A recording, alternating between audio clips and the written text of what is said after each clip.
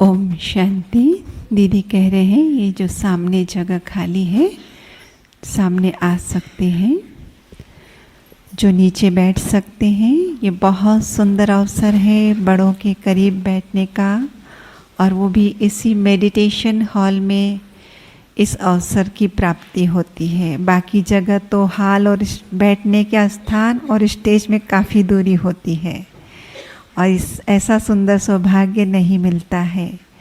इसलिए सुंदर सौभाग्य मिला है। मधुबन की भट्टी को सब याद करते हैं, हम मधुबन में रहें, मधुबन में रहें, बाबा की कर्म भूमि, चरित्र भूमि।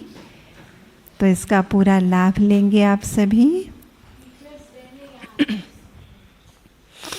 हाँ, टीचर्स बहने के लिए सामने जगह थोड़ी माताएं बहनें अगर रखेंगी तो ये उनके प्रति बहुत अच्छा सम्मान होगा, सत्कार होगा। अच्छा, इस ग्रुप में भाई ज़्यादा है, भाई कम है, बहनें ज़्यादा हैं दीदी? क्योंकि बहनें भी इस तरफ बैठी हैं इसलिए पूछ रही हूँ। बहनें ज़्यादा है इसके लिए, ठीक है, कोई बात नहीं है। तो मोस्ट वेलकम है सभी का। तो जो इस भट्टी में आए हैं और 5 साल से कम समय से ज्ञान, 1 से 5 साल तक ज्ञान में चल रहे, वे जरा हाथ उठाएं। 1 से 5, ठीक है। जो 5 से 10 हैं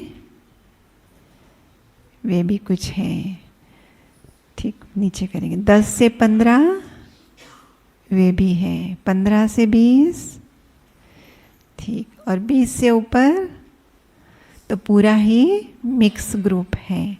और जिन्होंने गुलजार दादी के तन में अव्यक्त बाप दादा से मुलाकात नहीं की है वे हाथ उठाएंगे।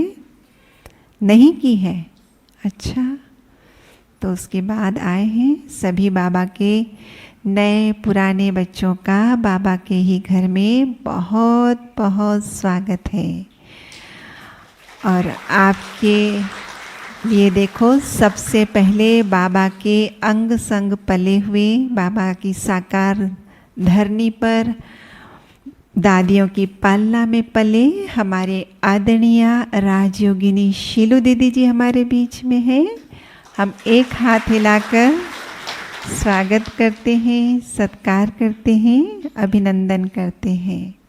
आज पहला दिन है, चलता है 2 हाथ की ताली, लेकिन कम से कम कल से, क्योंकि योग तपस्या भट्टी में होंगे हम अपने आए हुए हर महारथी भाई बहन का स्वागत एक हाथ हिलाकर करेंगे, ठीक है ना। और जैसे कहा, लगी लगन बस एक यही, हमें तपस्वी बनना है। तो आज के लिए आपका ये सम्मान भी है, मैं तपस्वी मूर्त आत्मा हूँ। तो बार बार अपने आप को ये सम्मान देना, तो मन बच्चे को पता चल जाएगा हम तपस्या में बैठे हैं, है ना। अच्छा, तो जैसे कहा कि मिक्स ग्रुप है, दीदी को भले सभी जानते हैं, फिर भी मैं संक्षिप्त परिचय आपके सामने रखती हूँ दीदी का। दीदी बाल्यकाल से ही इस ईश्वरीय मार्ग पर चलती हैं, और आपने लौकिक पढ़ाई पढ़ते पढ़ते बाबा की पढ़ाई भी की, और जब 1969 में आपने अपनी बीएससी की डिग्री की पढ़ाई पूरी की, अभी रिज़ल्ट भी नहीं आया था, सिर्फ पेपर देकर हुए थे, और आप मधुबन आ गए। और मधुबन में जो पहली कुमारियों की भट्टी थी, ट्रेनिंग थी, जिसमें कुमारियाँ ट्रेनिंग लेके बाबा उनको टीचर के रूप में सेंटरों पर भेजते हैं, उस पहली ट्रेनिंग में आप पधारे। और बाबा ने आपको आरंभ में राजकोट, हैदराबाद, बेंगलोर आदि स्थानों पर भेजा। फिर आप नेपाल भी गए। उसके बाद बाबा ने आपको अफ्रीका में भी भेजा, फिर मॉरिशस भी गए। तो इस प्रकार से 1969 से 76 तक देश विदेश में बाबा की सेवा करते हुए, वहाँ बाबा का झंडा लहराते हुए, बाबा के सेंटरों की स्थापना करते हुए 76 में जब आप पुनः मधुबन आए, उस बीच में भी आए, हर साल आते रहे, लेकिन 76 में जब आए तो यहाँ मधुबन में आपके लिए एक बहुत सुंदर, एक स्वर्णिम अवसर इंतजार कर रहा था, और वो अवसर था, अब बन जाओ आप मधुबन निवासी। हाँ, तो 1970 सबको होती है ना चाहना, हम भी मधुबन निवासी बने, और इनके लिए वो स्वर्णिम अवसर इंतजार कर रहा था। सामने से ऑफर मिला, दादियों ने आप में जो खूबियाँ देखी उसके आधार से यज्ञ को जिस प्रकार के हैंड्स की ज़रूरत थी वो सारी खूबियाँ आप में थी, और दादी ने आपको सुंदर अवसर दिया, और तब से लेकर आप आज दिन तक इस धरनी में रहकर देश और विदेश की सेवाएं कर रहे हैं। दीदी राजयोग शिविर के डायरेक्टर हैं, एजुकेशन विंग के चेयरपर्सन हैं, और जब विदेशियों के प्रोग्राम होते हैं तो उन विदेशियों के प्रोग्राम को भी कोऑर्डिनेट करना और उनको सस्टेनेंस देना, मुख्य रूप से आप वो सेवाएं करते हैं। साथ साथ लाइव ट्रांसलेशन बाबा की मुरलियों का भी आप करते रहे हैं। इवन आज जब मुरलियाँ रिवाइज होती हैं, अभी तो वीडियो से रिवाइज करते हैं, और शुरू में दीदी ने सोचा रिवाइज होती है तो अब ट्रांसलेशन हम ना करें, कोई और भी करे तो चलेगा, क्योंकि रेडीमेड ट्रांसलेशन है अभी। लेकिन नहीं, विदेशियों की फरमाइश आई, नहीं दीदी भले ये रिवाइज है लेकिन ट्रांसलेशन आपको ही करना है। क्यों? क्योंकि विदेशियों को जो आवाज़ सुनने में आदत पड़ गई है कि बाबा की आवाज़ माना दीदी की आवाज़ में ही सुनना है, तो दीदी की वाणी की मधुरता भी बहुत सेवा करती है, जिस कारण बाबा ने बहुत सुंदर आपको वरदान दिया है कि आपकी जीवा पर सदा कौन विराजमान होगा? विद्या की देवी सरस्वती। इतना ही नहीं, इससे भी बढ़कर बाबा ने बहुत सुंदर आपको और एक वरदान दिया है कि आप कौन हो? हर की पौड़ी की गंगा। कि बाकी स्थानों पर तो लोग गंगा बहती जाती है, लेकिन हर की पौड़ी में सब महारथी आके इकट्ठे होते हैं। तो बाबा ने इतना सुंदर आपको वरदान दिया है, और उन वरदानों को आपने 100% फलीभूत भी किया है।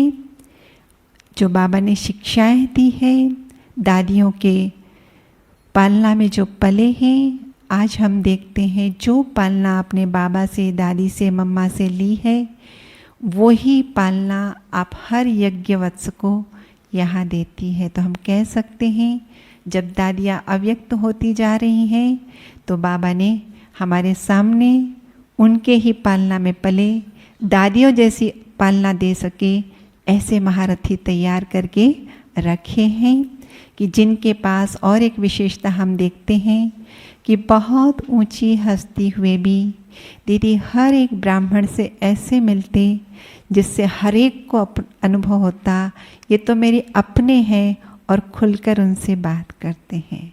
तो इतनी मधुरता की, संतुष्टता की, सहजता की धनी हमारी दीदी आज हमारे सामने इस विषय को स्पष्ट करेंगी कि कैसे हम संपन्न, संपूर्ण, संपन्न, संतुष्ट और संपूर्ण पवित्र स्थिति बनाएं। आदरणीय दीदी जी। अपना परिचय तो दो, अपना परिचय।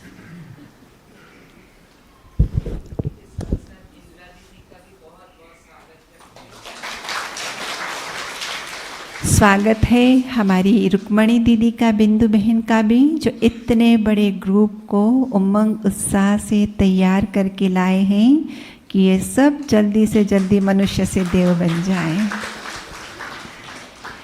इस शरीर का नाम इंदिरा बहन है। 87 में ज्ञान में आए और 98 में ये जीवन बाबा की सेवाओं के लिए समर्पित किया। आरंभ में हम 5 वर्ष ज्ञान सरोवर की धरनी पर रहे, जहाँ पर स्पार्क ऑफिस के अंतर्गत सेवाएं दी, और उस दौरान बाबा ने इस बच्ची को मनोबल एवं मनसा सेवा नामक पुस्तक लिखने के निमित्त बनाया। और उसके बाद बाबा ने सेंटर का भी अनुभव कराया। नागपुर में रहने का अवसर मिला क्योंकि हम नागपुर सब छोन से हैं। और नागपुर के बाद मुंबई में रमेश भाई और उषा बहन, क्योंकि स्पार्क से कनेक्शन था तो वहाँ पर रहे। और पिछले 10-11 वर्षों से हेडक्वार्टर से आरंभ की थी यात्रा और पुनः हेडक्वार्टर में पहुँचे ज्ञान सरोवर से पांडव वन आ गए और शीलो दीदी के पास उनकी जो सेवा है उनमें अपना सहयोग देते हैं। ओम शांति।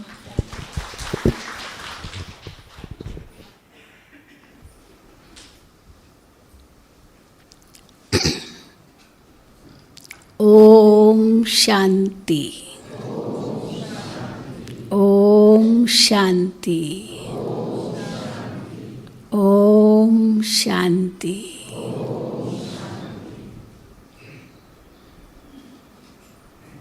आप सभी कोरबा निवासी बहुत दूर दूर छत्तीसगढ़ से यहाँ पहुँचे हैं, तो सबसे पहले प्यारे बाप दादा, सभी दादियाँ, दीदियाँ, वरिष्ठ भाई और सर्व मधुबन निवासी भाई बहनों के साथ हमारी भी आप सबको बहुत बहुत स्वागत है, स्वागत है, स्वागत है। अपने लिए भले ताली बजाओ, हाँ क्यों नहीं।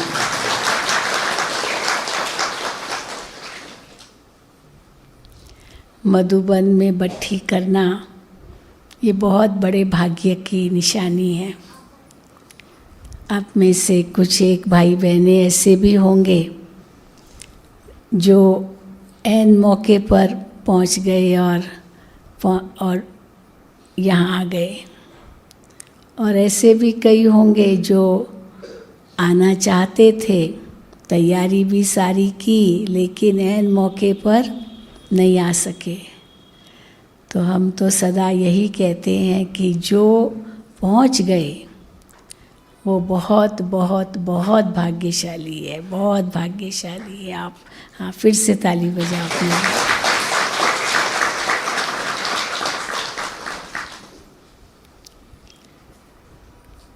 और आते ही आप सबको बट्ठी का बैज मिला, योग तपस्या बट्ठी,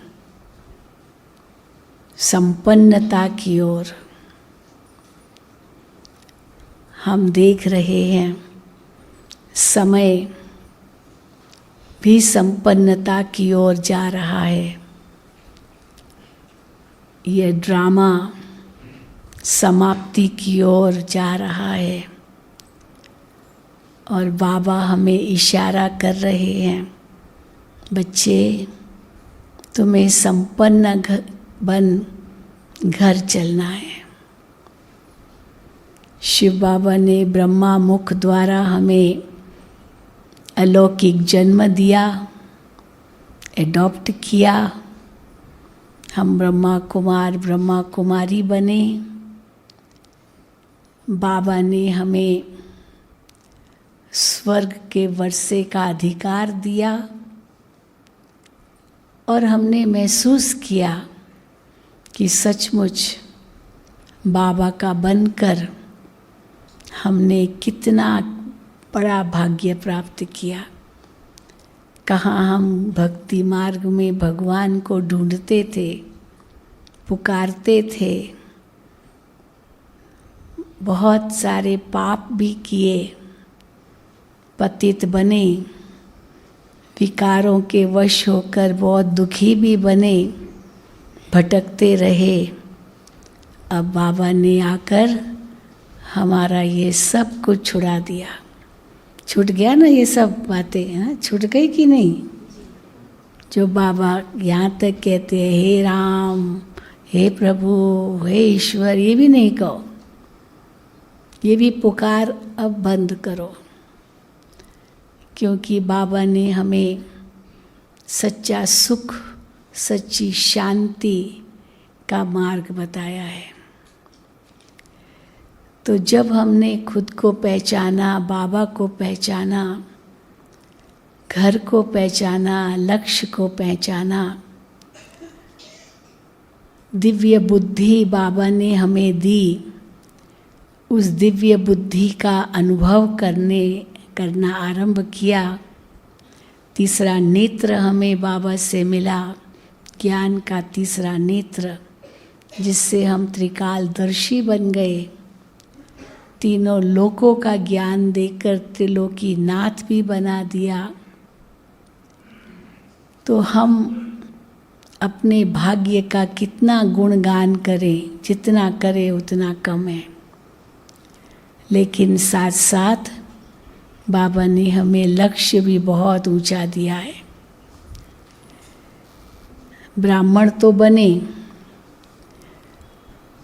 और लक्ष्य, घर जाने से पहले फरिश्ता बनना है, फिर घर जाना है और फिर सतयुग में देवता बनकर आना है।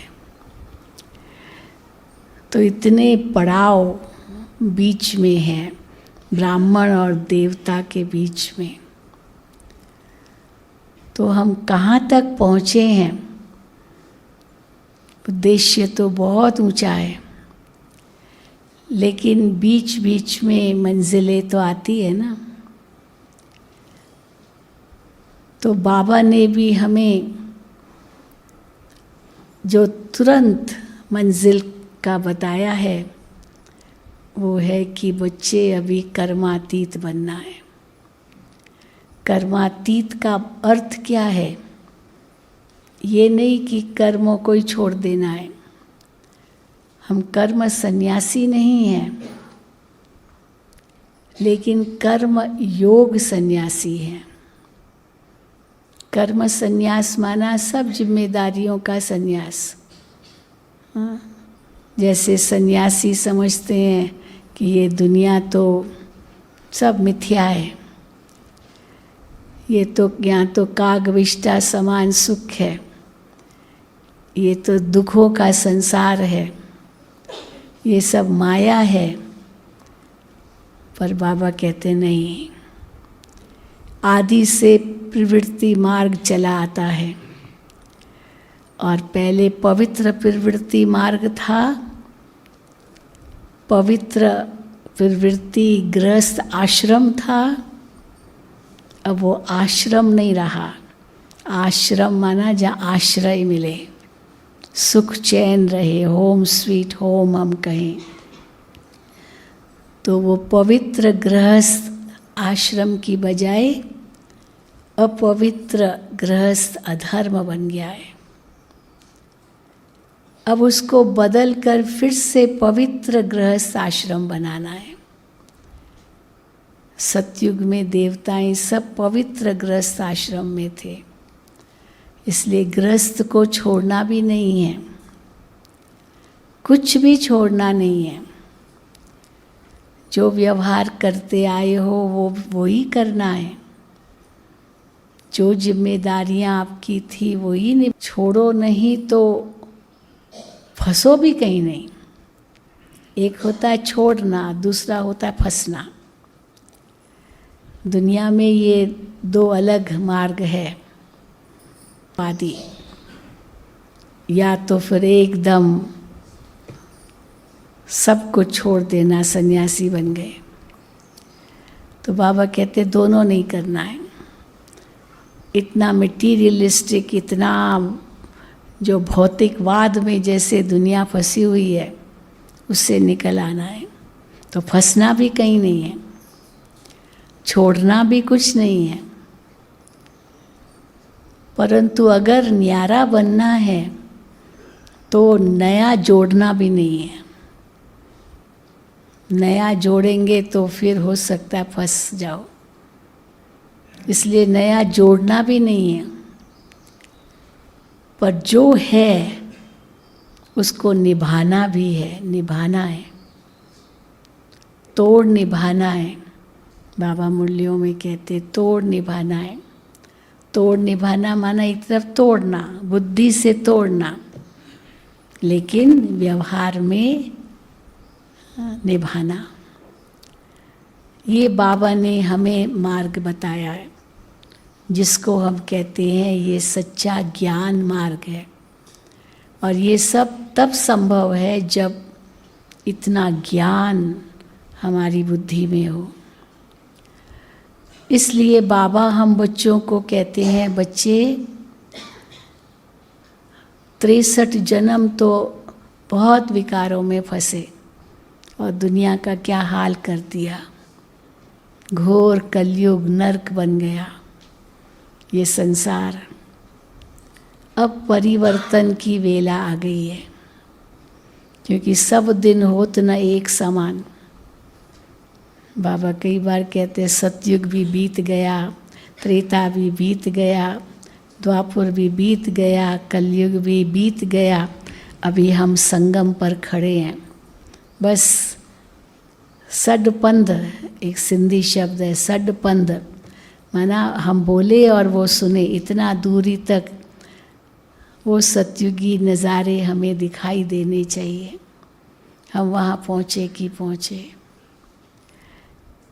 इसलिए हमें क्या करना है वो बाबा हर मुरली में हमें शिक्षाएं भी देते हैं, सावधानी भी देते हैं।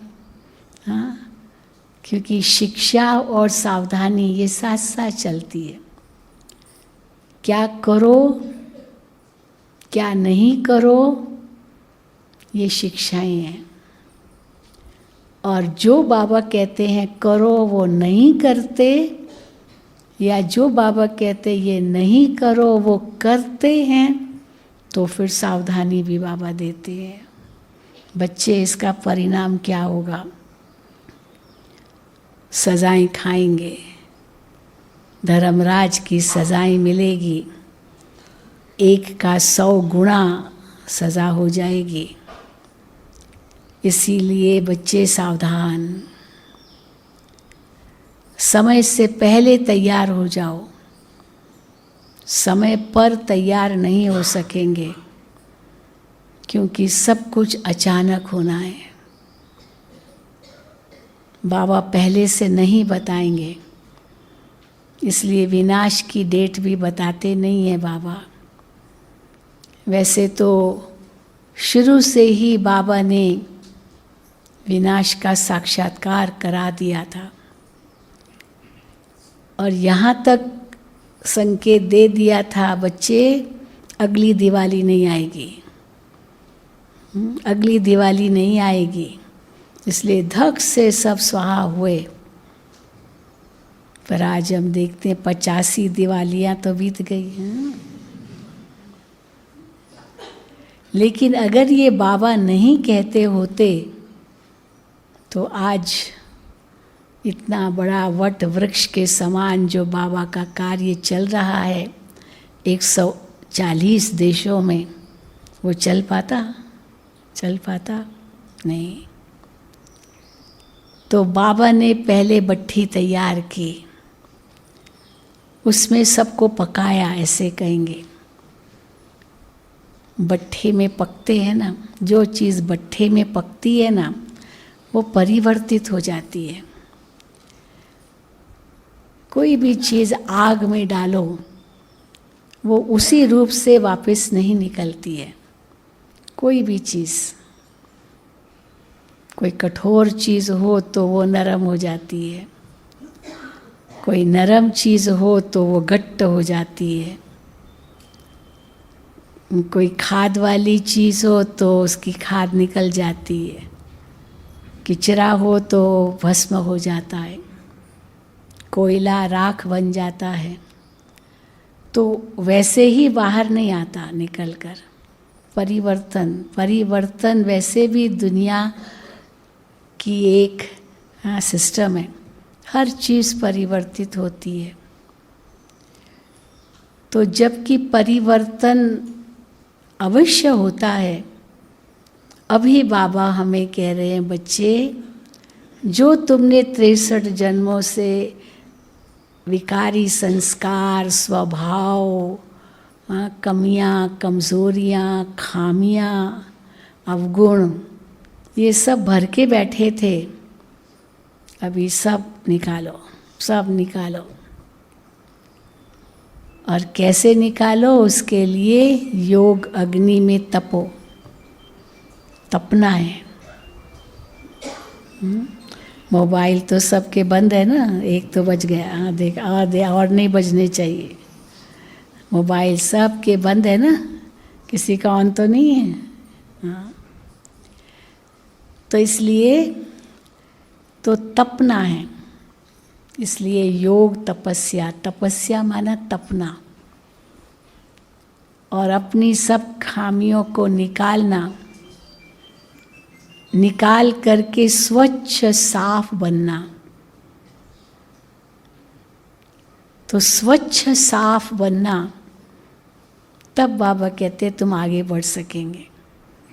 कल की मुरली सभी ने सुनी होगी, पता नहीं, संडे की अव्यक्त मुरली। बाबा को कई बच्चे उल्हना देते हैं, बाबा हम कितना लेट आए, हमने मम्मा बाबा को नहीं देखा, दादियों को नहीं देखा। कई तो जैसे बता व्यक्त बाप दादा से भी डायरेक्ट नहीं मिले, तो बाबा हम तो बहुत लेट आए हैं। तो बाबा हम आगे कैसे बढ़ेंगे? बाबा कहते तो हैं last so fast so first. बाबा नयों को यही वरदान देते हैं, last so fast so first. भले आप लेट आए हो, लेकिन आप बहुत आगे जा सकते हो और फर्स्ट आ सकते हो। ऐसे नहीं आ सकते हो। भले पुराने कितने भी हो, पर उनसे भी अब आगे जा सकते हो। भले बाबा मम्मा को नहीं भी देखा है, लेकिन आगे जा सकते हो। पर उसके लिए बाबा ने कल बताया, इतनी सच्चाई सफाई हो। वो सच्चाई सफाई वाला बाबा से प्रेरणाएं लेता रहेगा और वो बहुत आगे बढ़ सकता है। इसीलिए कोई उल्हना दे ही नहीं सकता है कि मैं तो लेट आया। कोई नहीं उल्हना दे सकता है, क्योंकि ये रेस चल रही है। इसमें पीछे वाले आगे जा सकते हैं, आगे वाले पीछे जा सकते हैं। कोई किसी को भी सीट मिली नहीं है। आज भी बाबा ने कहा, भले कहते 8 और 108, 16,108, लेकिन हाँ नंबर बढ़ा सकते, ऐसी बात नहीं है। ऐसे नहीं 8 ही मन 8 ही। मैं बता रही थी आज क्लास में, बाबा अव्यक्त बाप दादा ने डबल विदेशियों से पूछा, कौन समझते हैं कि हम 108 की माला में आएंगे? तो सारे डबल विदेशियों ने हाथ उठा लिया। होंगे 200-300-400 बैठे होंगे, ओम शांति भवन की बात है। तो सब ने उठा लिया हाथ। अब 108 में आना है और 400 तो डबल विदेशी है तो बाकी कहाँ जाएंगे? तो बाबा ने मुस्कुराया। बाबा ने कहा आपके मुख में गुलाब। फिर बाबा ने कहा कोई हर्जा नहीं है, वो 108 की जो है ना उसकी लड़ियाँ बना देंगे, आप आ सकते हो एक होता है ना हार होता है, एक ही हार में कई लड़ियाँ होती है। तो एक तो वो हार केवल वो बाहर वाला नहीं होता, अंदर की भी तो मणियाँ होती है। तो इसीलिए अंदर लड़ियाँ जोड़ देंगे, आप आ सकते हो 108 में। ये कोई नहीं कहे कि मैं नहीं आ सकता हूँ, अभी तो मैं तो बहुत लेट आया हूँ। क्योंकि कोई भी कुर्सी अभी भरी नहीं है, कोई भी नहीं। दादी प्रकाशमणि जी से किसी ने प्रश्न किया, दादी आप तो ज़रूर 8 में आएंगे, मुझे पूरा विश्वास है दादी जी आप 8 में आएंगे। तो दादी उसको देखती रही, अच्छा आप भी तो आ सकते हो, आप भी आ सकते हो। तो वो उसका तो मुँह ही खुला रह गया हाँ मैं भी आ सकता हूँ, दादी ने मुझे वरदान दिया तुम भी आ सकते हो, तो मैं कैसे आ सकता हूँ दादी, मैं तो अभी नया हूँ, नहीं आया हूँ। तो दादी ने कहा क्यों नहीं आ सकते हो? और कौन सा बाबा ने डिक्लेयर किया है? कुछ भी डिक्लेयर नहीं किया है। केवल मम्मा बाबा की सीट फिक्स है, बाकी तो किसी की भी सीट फिक्स नहीं है। आप भी आ सकते हो। तो ये भी हम नहीं कह सकते वो तो सब फिक्स हो गए, अभी हम कहाँ जाएंगे हम तो अभी आ गए। नहीं। तो इसलिए हर एक आ सकता है, क्योंकि कोई भी सीट अभी फिक्स नहीं हुई है सिवाय मम्मा बाबा की सीट के।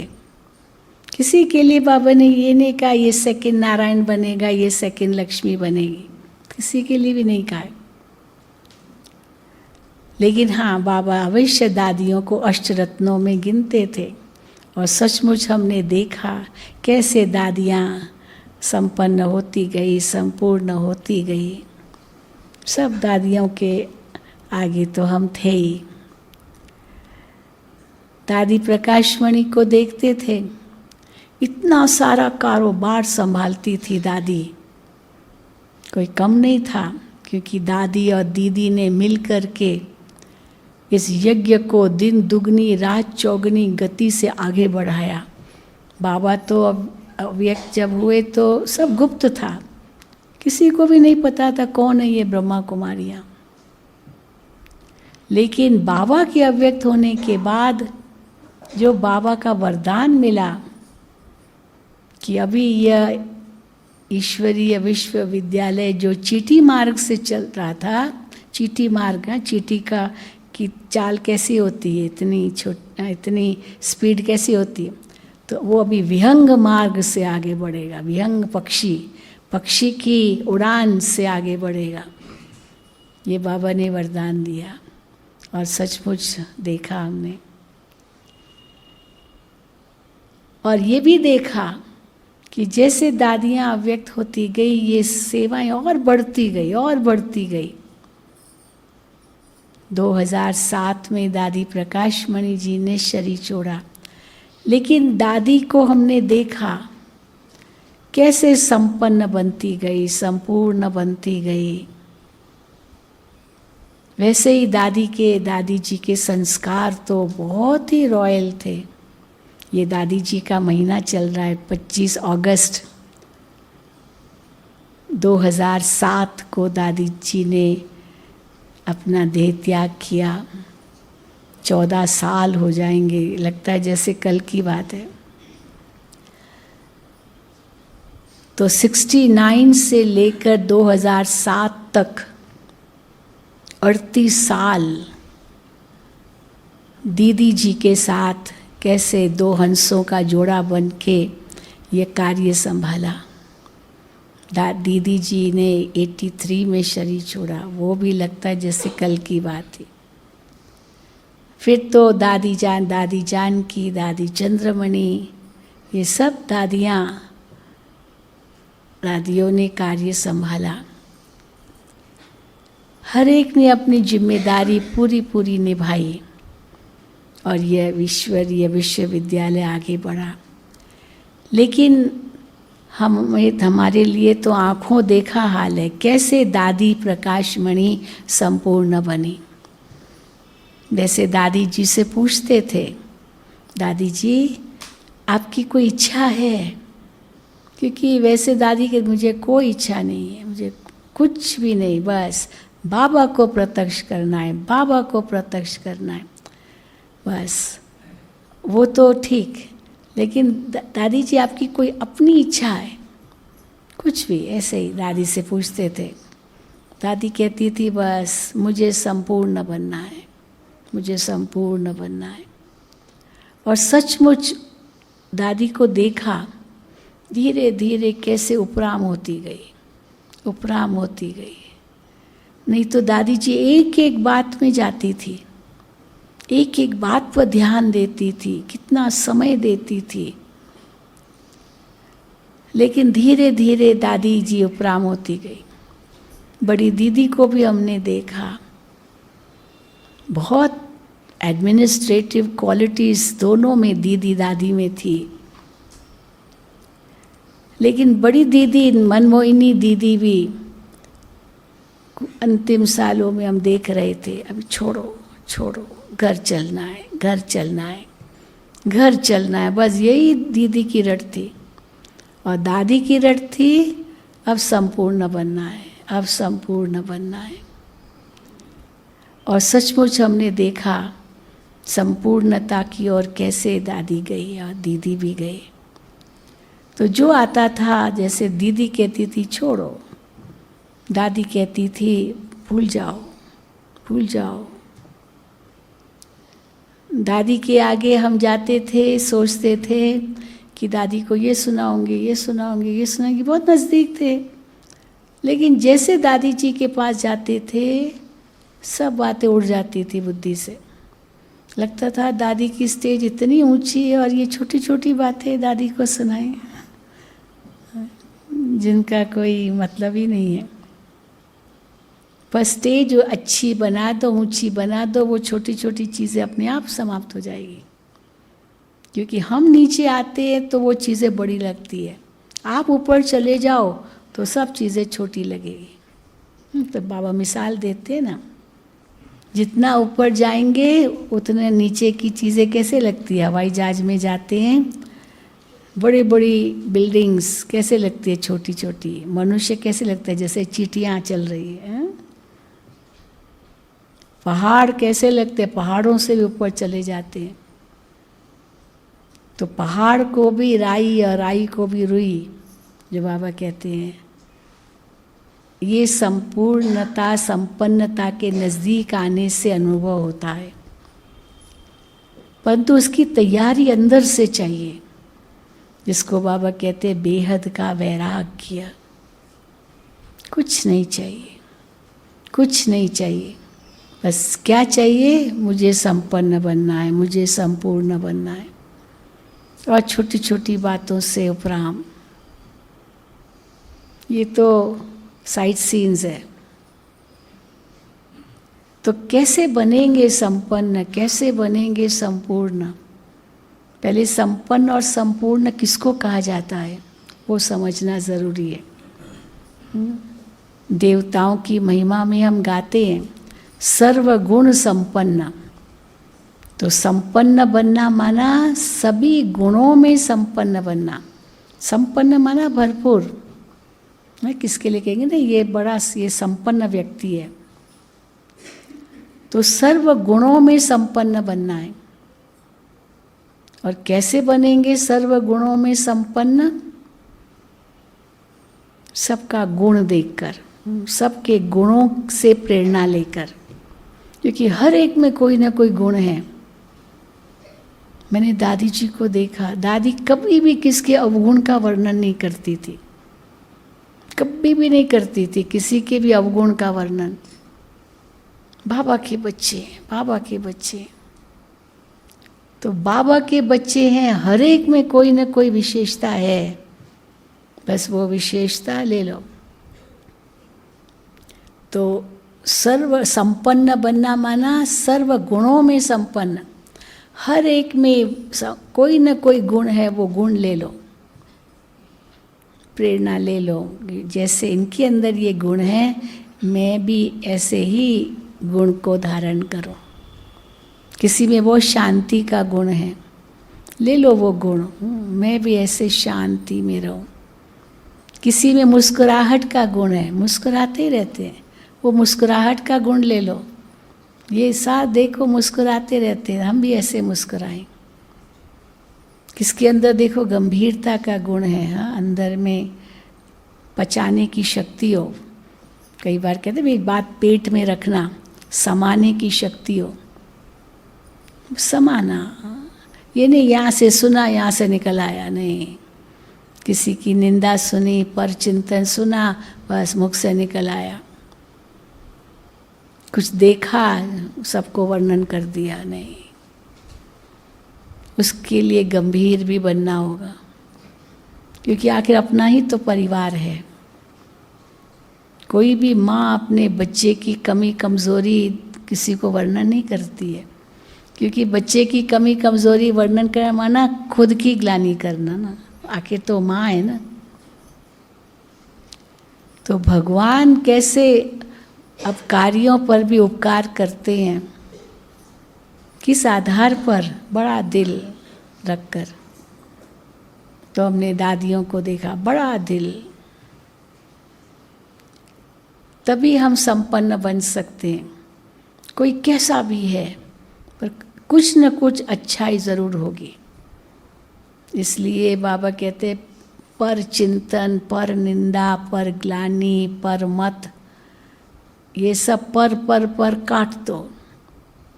बस एक श्रीमत पर चलना है। ये सब पर खत्म।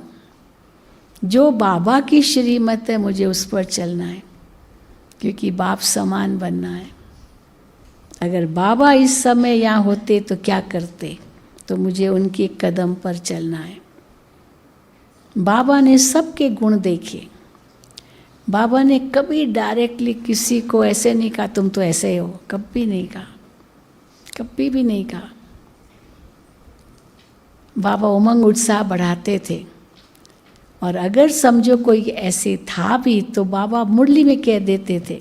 वो अपने आप समझ जाता था ये मुरली मेरे पर चली है पर बाबा डायरेक्ट कभी नहीं कहते थे, क्योंकि उसका उमंग उत्साह कम हो जाएगा ना, निराशा आ जाएगी। ये बाबा मम्मा में देखा, दादियों में भी यही देखा। तो संपन्न बनना माना एक एक से गुण लो तो आप सर्वगुण संपन्न बहुत जल्दी बन जाएंगे। फिर संपूर्ण बनना माना 16 कला संपूर्ण, सब कलाओं में संपूर्ण। कलाएं माना ऐसे नहीं लिखने की कला, बोलने की कला, वो कला नहीं, लेकिन पवित्रता की कलाएं। जैसे चंद्रमा की कलाएं होती है, 16वें दिन अमावस्या के बाद फिर वो 16वें दिन फुल मून हो जाता है, संपूर्ण आकार हो जाता है। तो 16 का इसीलिए गायन है।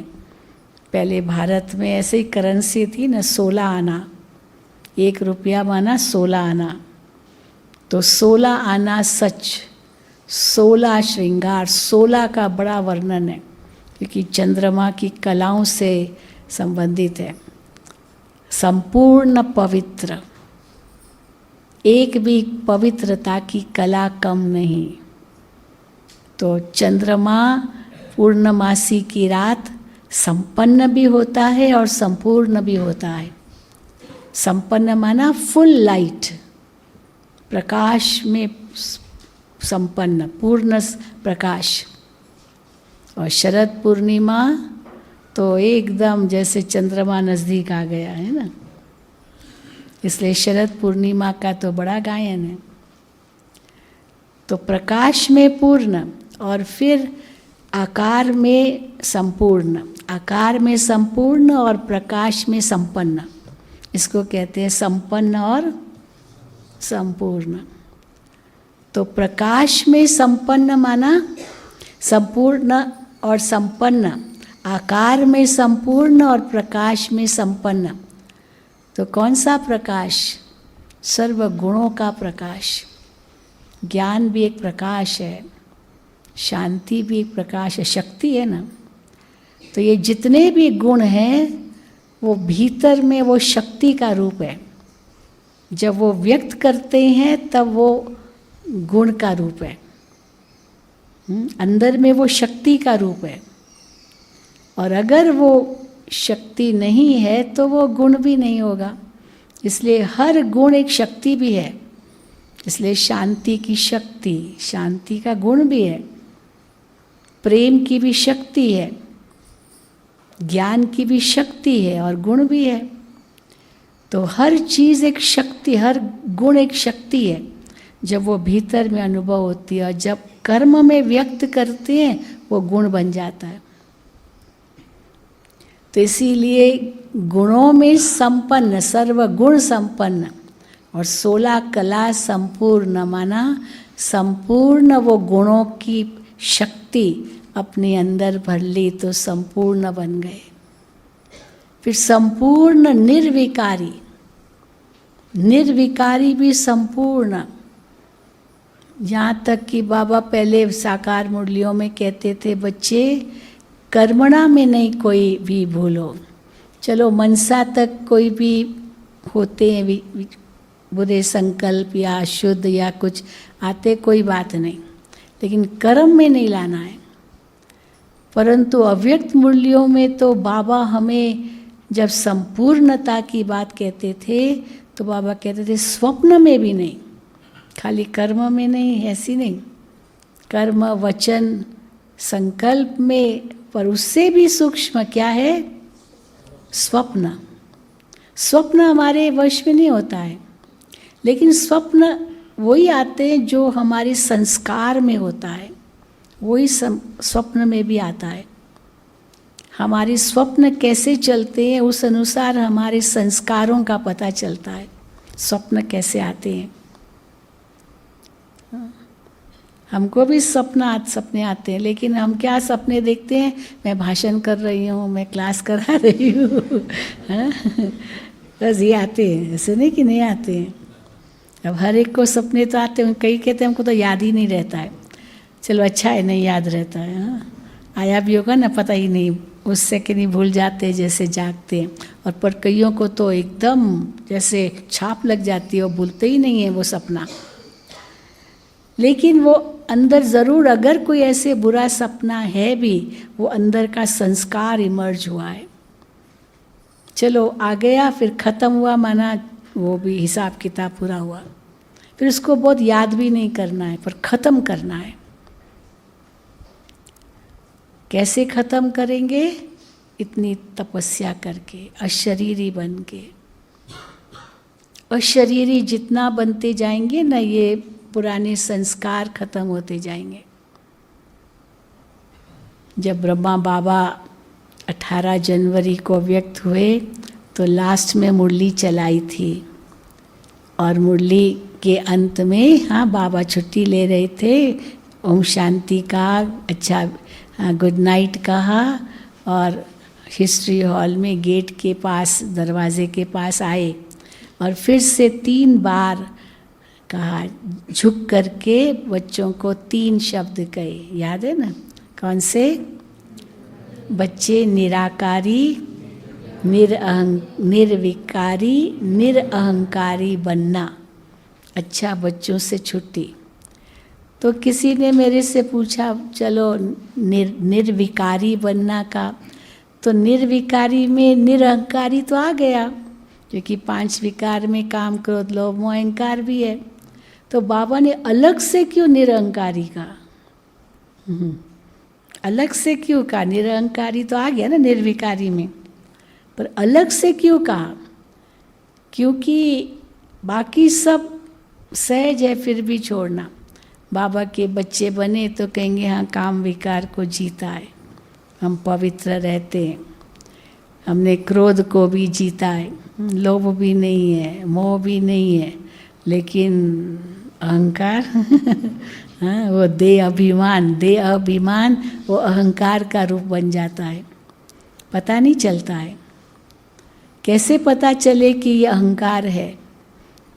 दे अभिमान फिर भी थोड़ा सूक्ष्म है, लेकिन अहंकार तो पता चल जाता है। रोब, चलो गुस्सा न भी हो, पर रोब होना, घमंड, उसके कारण रोब दिखाना, ये भी अहंकार की निशानी है।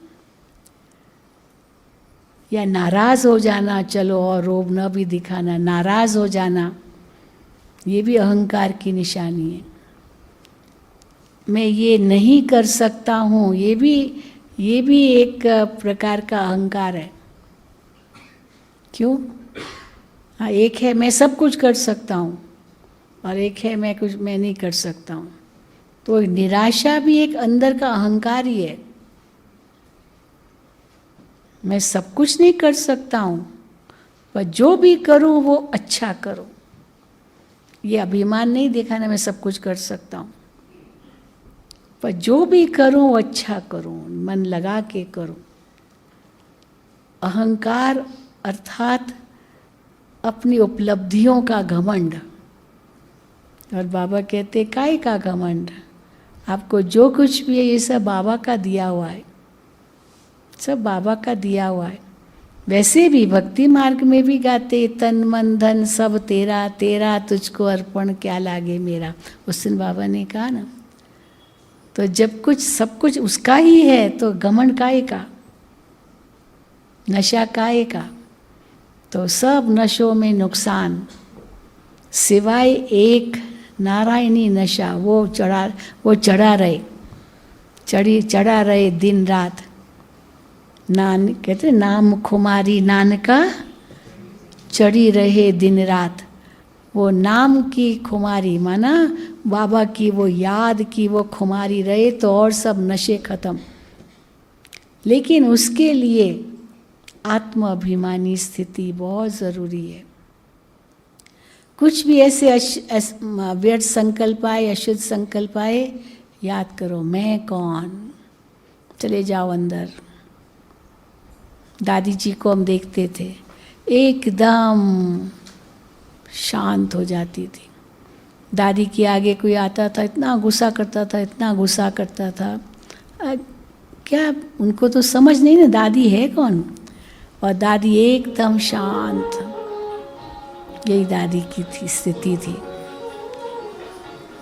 और अंतर में सदा ही संतुष्ट, ये दादी की विशेषता थी। तो हमें भी दादियों के समान बनना है। हाँ? ठीक है, समझा? अभी तो बहुत कुछ सुनना है, बहुत कुछ अनुभव करना है अगले 3 दिन, और यहाँ से भरपूर होकर जाना है। अपनी झोली अच्छी तरह से भरपूर करके जाना, ठीक है? सबसे मुलाकात करेंगे, महारथियों से मिलेंगे, उनके नज़दीक आने का मौका मिलेगा। वहाँ पर शांतिवन में तो क्लासेस सुनते होंगे, योग भी करते होंगे, लेकिन सब कितना दूर दूर, हाँ, और अभी कितना पास पास। तो ज़रूर, और मधुबन पांडव भवन तो वैसे भी छोटा है, तो सब एक दो से मिल सकते हैं, लेकिन आपको बिल्कुल बताए ना, न्यारा और प्यारा, मौन में भी रहना है, न्यारा भी रहना है, और बिल्कुल प्यारा भी रहना है, दृष्टि से काम लेना है। तो देखो बहुत सुंदर आप लाभ ले सकेंगे इन 3 दिनों में। अच्छा, ओम शांति, ओम शांति, ओम शांति। तो दीदी ने बहुत सुंदर मार्गदर्शन दिया कि कैसे इस भट्ठी का पूरा लाभ लेना है, कैसे अपनी स्थिति को संतुष्ट, संपन्न और संपूर्ण बनाना है, पवित्र। तो दीदी का एक हाथ हिलाकर धन्यवाद करते हैं, शुक्रिया करते हैं, आभार मानते हैं। और दीदी फिर बीच बीच में तो मिलते ही रहेंगे।